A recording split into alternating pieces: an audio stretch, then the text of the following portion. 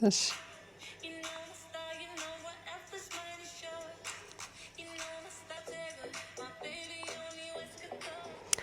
በነገራችን ላይ ጊዜው የውበት ነው።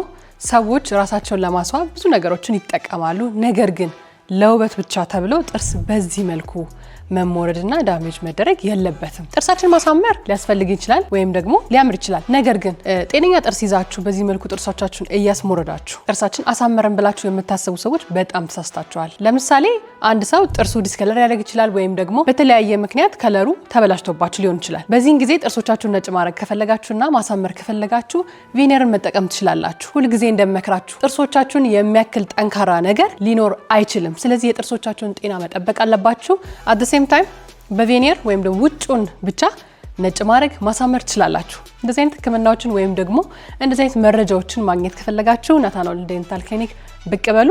0930 30 33 33 ላይ ብትደውሉ ማንኛውንም መረጃ ማግኘት ትችላላችሁ።